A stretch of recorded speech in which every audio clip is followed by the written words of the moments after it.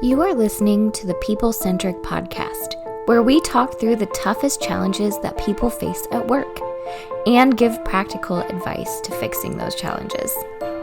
Thanks for joining our movement to create workplaces that are happier, healthier, aligned, and empowered by putting people at the center of all that we do.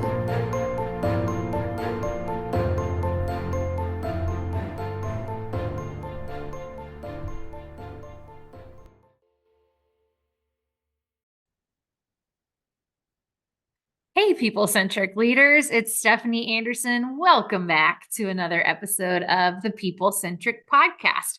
And today we are talking about feedback, everyone's other least favorite F word in business. I just made up that joke, so sorry if it didn't land. But we talk about feedback a ton in our role and when we're working with businesses. And it is something that I think every leader and every person really struggles with, and for a lot of different reasons, right? I don't know any leader who's just like, oh, yeah, I give perfect feedback and I'm completely comfortable doing it and it always goes great, right? I think it's an area that every leader knows, like, oh, I probably have opportunity to grow there. But we want to talk specifically about feedback today and kind of knowing, like, when is it actually feedback that a person needs to hear? And maybe when is it misplaced? And Diana's going to share a story with us that she heard from someone recently that I think is going to help you frame this topic of understanding, like, the difference between feedback and just saying whatever you think or whatever's on your mind, or misplacing feedback, placing feedback on someone that where it's not really meant for that person, maybe something else you're struggling with. So Diana, tell us the story. Okay, so a friend of mine was going through a leadership program. And during this 3-day leadership program, they're in a little cohort. They get to know each other really well. They do strengths assessments and look at each other's stuff and kind of help each other grow. And in part of this, they have to state an issue that they're having, and then help the group helps them determine why it might be an issue and how they can solve it going forward. So my friend's issue is that she has struggled to get promoted. She feels like she's doing all the things.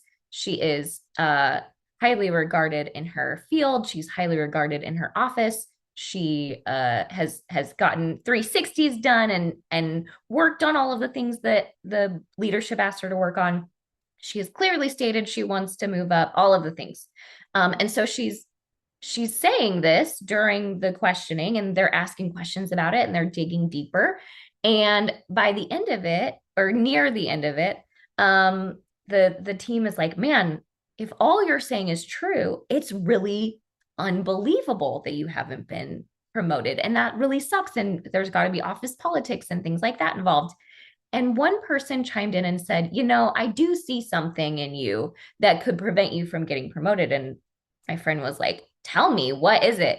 And the person said, from this conversation, you're not very humble. And I think that would prevent you from getting promoted. And my friend, in the moment was just like, okay, thank you so much for that feedback. And I appreciate that. And I'll work on that. Right. And then she left and thought about it. And she was like, no, I was honestly answering the questions. I was not trying to be cocky or strut my stuff. She was like, I was being honest. And if they didn't like hearing that I was an expert in my industry, that's a problem for that. Like, I actually am. There is scientific research on my stuff, and I actually am an expert in my industry. So she feels like that feedback, she's like, I am going to worry about that for the rest of my life. And she's going to think about it, and she's going to ponder on it, and she's going to be very careful with her words going forward, because this person that she had grown to be very close to and trusted over this leadership course told her she wasn't humble. And so I think that's where we're going with this, right? Was the you're not humble feedback real? Was it misplaced? Was it something that maybe didn't need to be said, or did it need to be said? And so how do you tell, when you're the person giving feedback, how can you tell when it's important to give that and when it's not. So that's sort of what set all of this up. Yeah, yeah. So we are going to pick that story apart today and figure out and see if we can find some answers to some of those questions. And I'll introduce our team here in a second, but I will also say of like I think there's a lot of ways that this could go, right? And just to say this at the beginning, there's a lot of information that even our team doesn't have on this scenario. We have not talked to the person who gave the feedback, so we are going to make a couple assumptions here. But I think it is an important topic because it's not the first time we've heard a story like that. I will even personally say, like, I've had an experience like that where you walk away and you're like, gosh, like, was that really feedback or was that like misplaced? Is that person upset about something else? Did I just make them mad or something? So we are going to break this down and talk about it. So you've heard from Diana Royalty on our team. We've also got Bethany Taft and Philip Herzog. So I'm going to just open the floor to our team here for a second and just say maybe let's go from your friend's perspective first, because I feel like we can tackle that one of like, if you get feedback that does really feel misplaced, how do you handle that? And we're going to say like that situation was a little unique because that's not her like immediate boss, but a lot of times when we get feedback like that, that doesn't feel super helpful and it's coming from our boss, like how do you handle that as an employee? And then we'll switch the lens to managers and like how do we give feedback there? So I will open the floor for thoughts on this. Well, I can answer from like a personal experience. I had a boss one time who at the end of our like review, it wasn't even in, it was during a performance evaluation. We had done all the stuff. And at the end, he just sort of threw in, he was like, and I just don't feel like you're super efficient. And I was like, okay.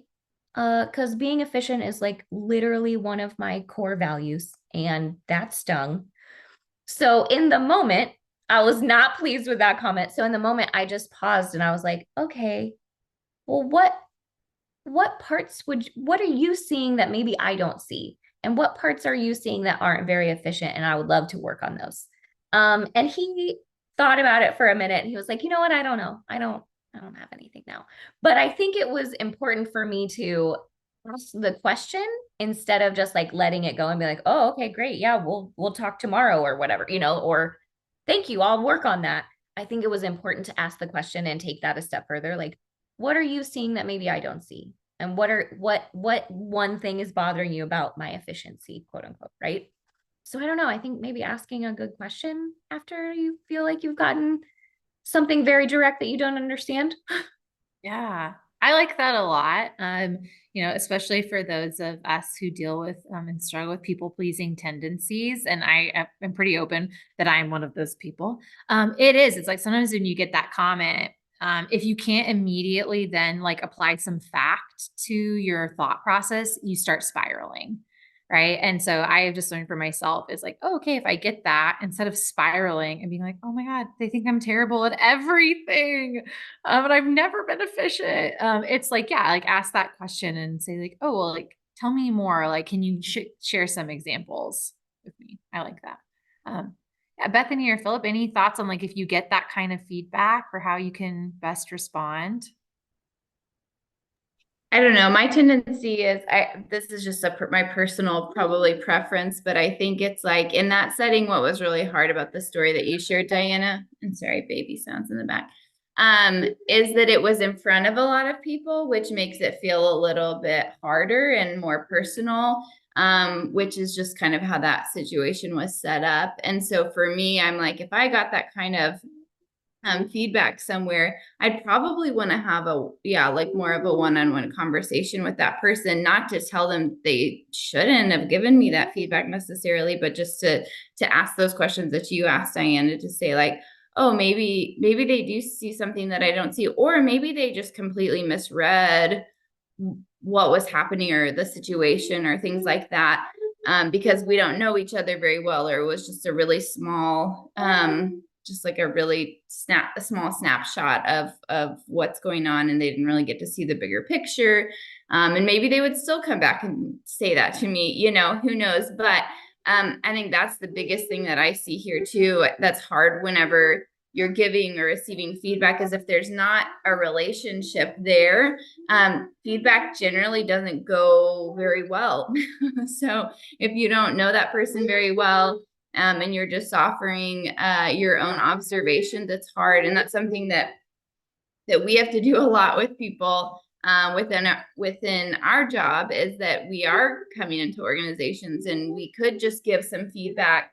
But if we shortcut it without, if we shortcut the relationship and try to say, here's what I see, then it just doesn't go very well. We have to take some time to build that. I could see too. I'm thinking of the person who said this. They could say, well, this was an intimate group. My words weren't perfect, but hey, if I can't say this here, in what space can I be honest? She was asking what our thoughts were. I'm defensive now. So kind of just in my mind thinking of that too, of I always hard feedback should be received thinking of the three T's: timing, tone, and turf. I just kind of try to keep it simple.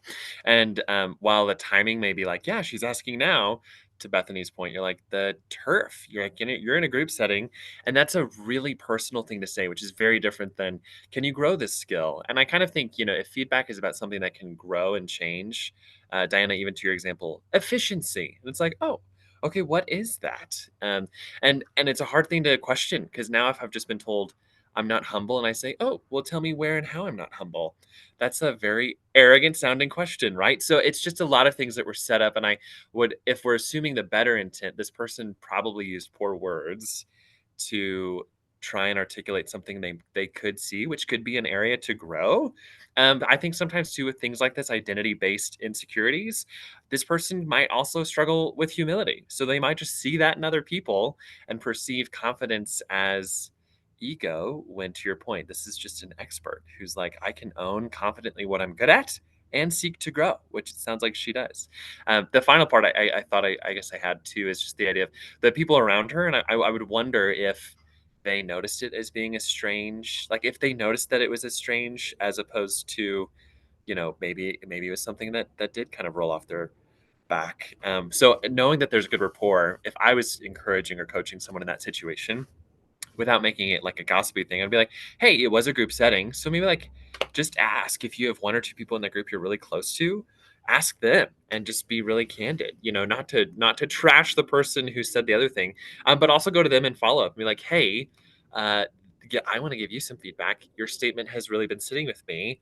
It's messing with me. I would like to talk more about what you meant. You know what I mean? And kind of like dig into it and just not let it go. Because to Stephanie's point, we all have received feedback like that at some point in time. And it's way worse than a pebble in the shoe. I think it just feels like this really heavy load. And sometimes it isn't meant that way. If it was meant intentionally, like, oof, terrible power move. And she should find out the truth in that too. But I love that all of this came from her pursuing growth. And I think she's the kind of person who can bounce back from something like this also. Yeah, yeah. I love how you framed that, Philip, because it is some of a reminder of like, there's not a villain in this story, right? And I think, especially Diana in this situation, even as we were prepping for this, you're like, I've got to be honest, like this is a friend and I'm feeling like defensive and like we want justice for this person who has gotten this feedback that was so rude and so mean. But I appreciate how you frame that, Philip, because you're like, yeah, like if I'm this person and I'm like giving the feedback, well, this felt like a safe space and it felt like you were asking and I was just sharing something I thought, right? But you're also right that as we dig into that, is like, was that actually helpful feedback to her? And the way that you said that and how you said it, and I like those three T's. I'll say I've never heard of that before, so I like those. Like how you do this matters, right? And so, how do we gut check the feedback that we're going to give? And maybe I'll kick us off of one that's rattling around in my brain.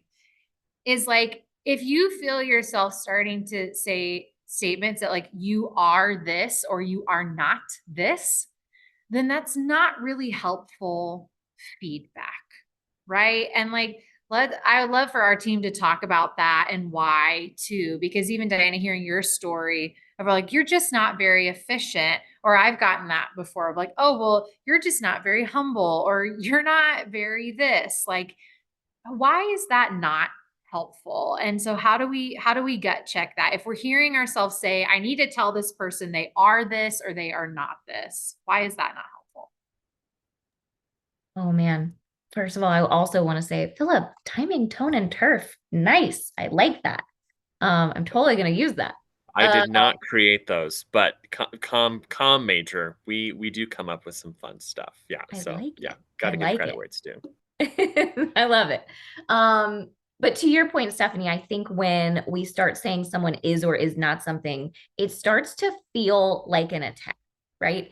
Um, it feels like it feels like an attack. It feels like someone is judging you and your humanity and who you are as a person. And like the person that said I was not very efficient, I think knew that is like that's a core value of mine and knew that that was gonna like gut punch me a little bit. So it was like, oh, okay, well, what are you trying to tell me? What do you really want to say here? And I think if that person had done it in a different way, I wouldn't remember that story. I would not be talking about it today, right? But because they were very clearly, you are not efficient, you are not humble, those kinds of words are going to sit with you instead of, I think the way that you said this was not very humble, or the way that you phrased this wasn't very humble, instead of like the direct you yourself. And so I think when people say those phrases, it becomes very personal and it feels very personal. That's what Audrey thinks about it. I was just saying, I think that's a really great distinction, the way you said, of like, whether it's not for maybe that person to have said whether this person is humble or not, but to point out the way that you said this makes you sound not humble or makes you sound arrogant. And maybe that's not your intent, but that person, it's more on that person to decide internally and wrestle with that of like, oh, maybe I am really arrogant actually. Or maybe, oh, I didn't mean for it to sound arrogant. That's just how I talk about this thing or how I talk about my job or whatever. And so I really like that distinction too in how to give that feedback. Yeah, we talk a lot about blame versus accountability. And when we do that, we say, like, you never want to blame a person directly for something. It's a breakdown in a process, it's a breakdown in a procedure, it's a breakdown in communication. It's not the human's fault. It is a breakdown somewhere else. And I think that kind of message is the same here, right? It's not about you yourself, it's about something that happened. And so blame the thing that happened. If that person had said you're not very efficient, but instead had said this thing happened and it didn't work really well and it didn't go smoothly and this whole process fell apart, that would have been a much different discussion than you are not efficient. And I think if we can always place the intent on a thing that happened or a phrase that was said or the way something came across, then it's going to be much better feedback than the you did this directly. So like the blame versus the thing, placing it on something else. It sounds so universal. To the point you made, Diana, you are whatever. It just feels like that's it. That's the whole thing, which I think is also why it feels so personal. So I love the way you scoped it differently of like, hey, in this situation. And then I think it allows someone to more specifically think about that, right? Rather than going all the way back to your childhood, like the zoom out of like, oh my gosh, my whole life, I have not been humble. You know what I mean? Like you are this thing or you are not this thing, which is just not true. And I love how you kind of frame too, in a way, the irony of a statement, you are not humble, may not always be the most humble statement in itself because it does presume a lot of information. And I know in that instance you said they had lots of questions, they had lots of conversation, but I also thought interesting how you mentioned culture of blame versus accountability. We usually do talk about the process and accountability, but I think another element to it, which I think is where leaders struggle, is uh, a gap in strengths or skills, and how a culture of accountability will then ask, okay, well then if you don't have the skill, like how do we build the skill or grow it? And maybe you could also talk about awareness in this situation, like going back to this person who, if they had great intent or not, did not really share a great message. So if they had really insightful information, it's cut off because they used 4 words to say something really like period, not dot dot dot, not more information. So even on then, I think that person also through this needs the feedback of like, hey, if you do have great insight, there's more to share. I don't know. I just love how you kind of frame this idea of blame and accountability, and how we talk about awareness and even skills or strengths gaps, because that's a part of it as well.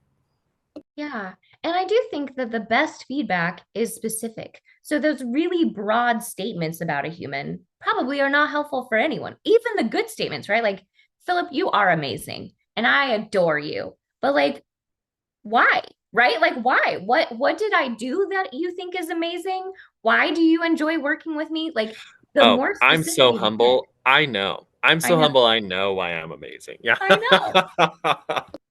I know. But I think even the good stuff, it's just better feedback if it's specific. If it's like, instead of you're amazing, it's I love how you did this. I love when you do these things. And those types of things are what help people grow.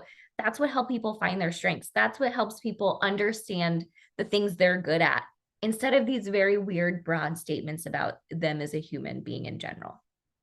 Yeah, for like something that I've been thinking as we've been talking about this is kind of this idea of like your feelings do not equate to feedback. So like, and I love that how you frame that even in a positive way, Diana. If I feel that Philip is fantastic at his job and all those things, it doesn't actually help Philip to like do more of those good things at work if I'm just like, you are just so great. And we do, like, we all appreciate those compliments. But I think that's where there's a difference between a compliment and positive feedback. And we hear leaders like struggle with that distinction a lot too. Like the compliment is like, you're awesome. I like you. Great. Like constructive or positive feedback says, I love how you just did that. Or I saw you do this in this meeting, or you saw you work on this thing. And like, that was awesome because. So I think like framing it that way positively, but then also I think sometimes when these words come out of our mouths, that it's not that helpful feedback. And we start saying the you are or you aren't, and we're talking about someone as a human being, it's often more of a reflection of just how we feel in that moment of, yeah, like maybe I said something that wasn't very humble, right? But that doesn't mean that I am not a humble person, or I can think for myself when I had a scenario like this, you know, this was early in my professional life, had someone to give me feedback that I wasn't nice. Right. And now the story behind that is I said something not nice in a meeting, like, right. And like to our team. And I would say my default leadership style is probably still fairly authoritarian, but like 20-year-old Stephanie, fresh out of college, was just like pretty authoritarian some days. And I was stressed and frustrated and trying to plan things to save the world in my nonprofit life. And all of that was on my shoulders as a 22-year-old. And I said something unkind in a meeting, right? But instead of focusing on, hey, Stephanie, what you said was not kind, what you said was not nice, the feedback that I received was, you are not a nice person. And everyone thinks this about you, and I think this about you. And like, it was devastating to me. And ultimately, like, I can look back on that now because it's been a very long time and think like, yeah, like what I said in that moment wasn't kind, but it actually was not at all helpful feedback for me to you to tell me that you didn't feel like I was nice, because then I didn't know what to do with that. I had no idea what to do with that. And so actually it led to me becoming a toxic employee on that team, because then I started saying, well, like, if that's how you see me, then you think about other people that way. And then I started writing a really strong story about who that leader was as a person. Now, to this day, I do not believe that that leader gives good feedback, right? But they also weren't a complete villain in that. And I was definitely not the complete hero in that story. So just to think about that too. And like, how do you gut check yourself if you're if you feel really strongly about a person, or you start hearing yourself saying they are or they aren't, like gut check yourself. And is this a feeling? Is this just how I feel in this moment? Or is this actually feedback that I need to give? And And again, if you get to the point where like, okay, it's a feeling, but I feel like they need to hear it, then I think you just need to give yourself more time till you're willing. Like it's kind of this idea of like, don't fight, like fight fair, and don't give feedback when you're super angry. Don't do that because it's not going to go really well. Like don't let your emotion get the better of you. And sometimes that's just even when you're giving feedback. Like don't let your emotions get the better of you. If you're super frustrated with somebody, then that may not be the best day to give them feedback. Like think about it, kind of like self edit, use a little emotional intelligence there to be like, yeah, probably what's going to come out of my mouth today, although maybe there's some truth in it, is not actually going to be helpful to this person.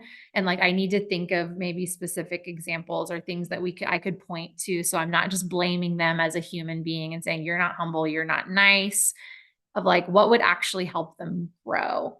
Because otherwise, to be honest, and I think what your friend felt in that moment, and then I can think for myself, it just felt brutal. It just felt like you just got punched in the face, right? And then you do spiral and think about it that way. So yeah, like gut check yourself on some of this stuff. I was just gonna say, I like how you talked about how you're talking about just not saying you are this versus like talking about the action, because what you were just saying is that it kind of actually it takes you're not empowered to do anything if you are something, because if you are that way, then well, that's just how I am. I can't take any I can't make any change on that. I can't take action towards that. And so it actually just it kind of disempowers people when you actually say you are this way, you are just unkind, you are, not efficient. Well, then it's like, well, can I change that about me then? If you focus on, the actual action, then it's like, oh no, this is something that you could change. This is something you could do differently. And again, I feel like I use my kids all the time, but that's something that I've tried to be conscious of with them too, of instead of saying, oh, you are so messy, it's like, oh no, I don't like, I wish your room was cleaner. I don't, we don't like how messy your room is right now. Or, instead of giving them an identity around that thing, it's pointing out the thing that probably does need to change or be adjusted, or for something for them to grow in. And then it gives them an opportunity to do that, instead of making it part of their identity. I will also, That's oh, go ahead, Philip. Go Oh ahead. no, we all unmuted on that one because Good. yes, we're so one thing even, we've started doing as a team is just kind of, I would say, upgrading how we share feedback with each other even. And it's a timely topic for us. And 3 questions we've started using just for each other, whether we're looking for feedback or offering and sharing it, are just 3 simple questions. Like, hey, what am I doing that I should keep doing more of? What is something I should keep doing the same? Like, hey, keep doing it exactly as you are. And then is there something I should do less of? And I think what I love about those 3 questions, it opens the door up to like what's working really well. And like, can we grow it? Can we make it happen more? What's like fine, we don't need to mess with, and then less of like where are we off track, or what am I worried about that I don't need to be worried about, or like those things, which I think is really helpful whether you're asking for feedback from above or you're giving feedback to the team around you and below you as well. I do love that. I'll also say that I'm going to give a shout out to Don Harkey, who does this ninja trick with me that I know he does, but he still does it and he does it well.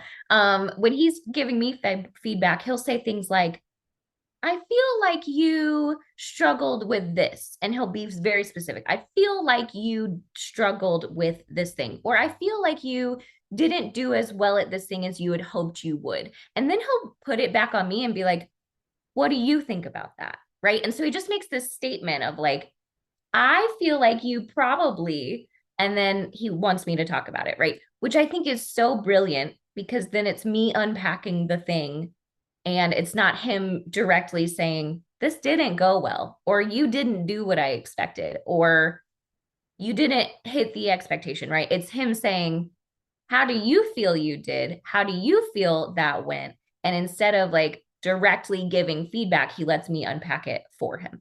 And I think that's such like a super power move, you know?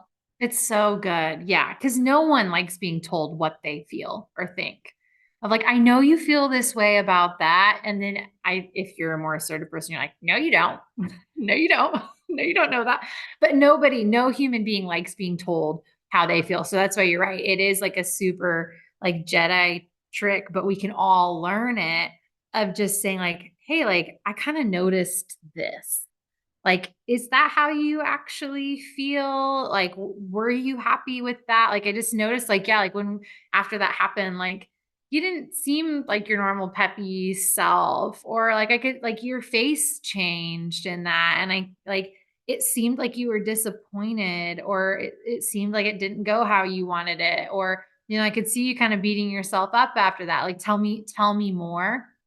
And I think that's a great way to start the conversation, especially if you do observe something like humility. And it's such a sticky one, right? Because like let's say you do notice that somebody on your team is not being super humble, and just thinking like if I'm that person in the meeting for your friend, like how he maybe could have brought that up in a different way. Of number one, I completely agree. Like that type of feedback is best given in private because it is personal. Right. But like let's say he had been observing the rest of the group. And when she was saying things, he was noticing people's body language changing. Right. Then that's what he could have gone to her and said, like, hey, I noticed while you were talking about this, some people's body language was changing and how they were reacting and responding to you. Like, why do you think that might be? And like ask her, well, why do you think someone's face might change when you say that? Or why would they furrow their brow? Or why would they do this? Or why might someone roll their eyes at that? And it's not making her responsible for other people's reactions because she can't control that, but just helping to say if her goal in those conversations is to be as successful as she possibly can be and be aligned with people and get the result that you want, then that type of like nonverbal response is not helping you get there. So how could you phrase that differently and then maybe help her get to the point of saying, oh, well, like, yeah, that might have sounded pretty cocky, I guess. And maybe someone like reacted to that because it came off really strong. Right. And if she then gets there and she brings it, then it's powerful. Right. Because then she will own that change and she then won't think about it for the rest of her life and spiral on it. Just like, oh, well, then I can adjust my approach. Right. I can change that. I can do that. Yeah, I love all of that. I think had it been given in a different way or had it been done in some of these ways that we're talking about, it would have been an impactful moment in her life for growth. But instead, now it's like this little seed in the back of her mind that's like, is this real? Is this not real? Is this me? Is this not me? Like, and so I think one of the main reasons I wanted to have this discussion is because I think lots of people are in this mode of like, I want to give feedback. I want people to have my feedback because we all crave it. We do want that feedback, but I want people to give good feedback. I want people to do that well. And I want people to remember that our words have weight, whether they're positive or negative, they have weight. And people, whether you know it or not, people are going to go home and think about what you said to them. And I think that if we can all just pause for a minute and remember that all of us are humans and that there's a right way to do this and a wrong way to do this. And if you can do it the right way, you're going to impact someone's life in a really good way. Man, why would you not take the time to do that? Yeah, I think if we were all really honest and people could tell us how long they thought about some of these things, and again, we all process things different ways in different lengths of time. I think you're right. Of like, we still think about them from time to time, and even if you've been able to process it to where like I no longer like feel really upset when I think about it, it's just like that was still there, and that was a hard thing that happened to me, or a really hurtful phrase or comment. And it's usually just because like we didn't really prepare to give feedback. We didn't think through what's the best way to share this. How could I have that developmental and like coach mindset when I give the feedback versus just like, I just need to say these three things to them and make sure I said them and I've got to document it and make sure they heard me. Like, no, like really, really think about it, prepare to give feedback, edit yourself, like listen for how are you saying it in your head? And are you using some of that language that we've talked about that is that more blaming blaming language. And you're right. It's so, so powerful. Like it's so, so powerful when you do this the right way and when you do it the wrong way. So make a positive impact. Be that leader that we all think about, or like, wow, that was the person who helped me grow. And I'm so grateful to them, versus like, that was the person that just was unkind to me or just really like cut me down to try to help me grow. And that felt terrible. So, well, any final thoughts from our team on this? I think this has been an awesome discussion, and hopefully people have some good takeaways. I was thinking so similar to what you said, before you give feedback, what's the purpose of feedback anyway? Just like super practical, whether you do it beautifully or very clunkily, and whether you have a team of people who love to talk or people who just want to go get stuff done. Feedback is meant to be helpful and show you the way, really, right? Like it's not an expert coming down from the mountain, but like, hey, two people improving each other, because we give feedback to each other as human beings in work and not at work, right? I think all of our significant others and friends constantly give us feedback. Siblings, my gosh, too much feedback. So what is the purpose of feedback? And if feedback for you as a leader feels like you're offloading a burden that you've had, an observation that's a burden that you're just going to throw back in their face, you're not very humble, then you're defeating the purpose not only of the feedback, but you're actually hurting that relationship, and you're cutting off the opportunity for growth and success. So feedback is meant to help like guide the way. It's not meant to offload your frustrations. Great way to end us, Philip. Thank you for that. So we hope you enjoyed this podcast and have a takeaway from it. And, if this is something that you struggle with and want to talk about it more, reach out to us. Or if you see this culture of blame versus accountability on your team, we've got support and resources for you. But we hope this was really helpful. And all the details for how to get a hold of us are in the outro. So thanks, and we will talk to you soon.